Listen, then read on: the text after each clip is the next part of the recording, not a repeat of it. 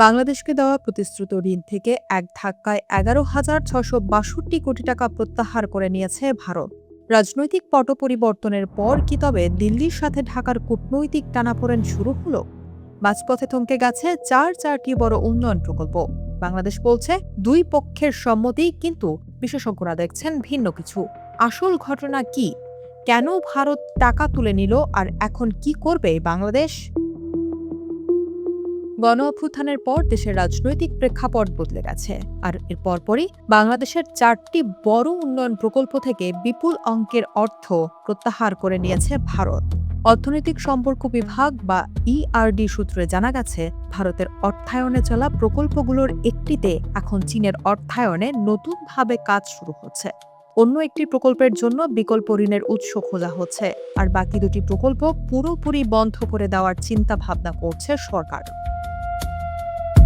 ক্ষতিগ্রস্ত প্রকল্পগুলোর মধ্যে অন্যতম পার্বতীপুর কাউনিয়া রেলপথ রেলগেজে রূপান্তর প্রকল্প। 2018 সাল থেকে শুরু হওয়া এই প্রকল্পে ভারতের দেওয়ার কথা ছিল 1,367 কোটি টাকা। দীর্ঘ প্রতীক্ষার পর এই ঋণ বাতিল করার সিদ্ধান্ত নেওয়া হয়েছে।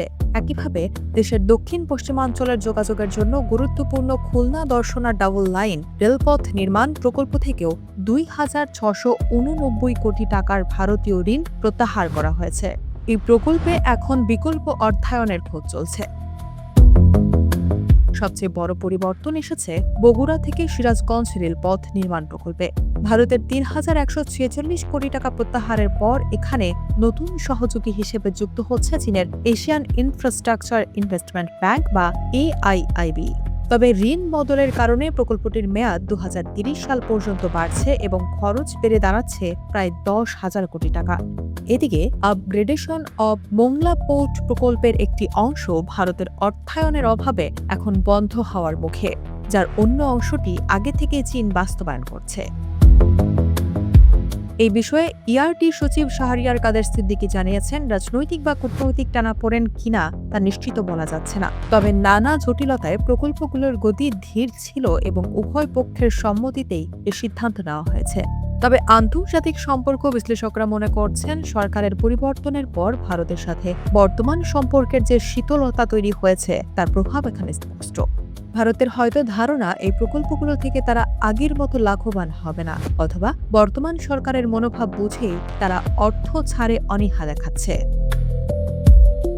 পরিসংখ্যান বলছে, বাংলাদেশের মোট বৈদেশিক ঋণের মাত্র 2% আসে ভারত থেকে। গত 26 বছরে ভারত মোট 79,953 কোটি টাকা দেওয়ার প্রতিশ্রুতি দিলেও বাস্তবে ছাড় করেছে মাত্র 26,194 কোটি টাকা। অর্থাৎ এখনও 53,759 কোটি টাকা পাইপলাইনে আটকে আছে।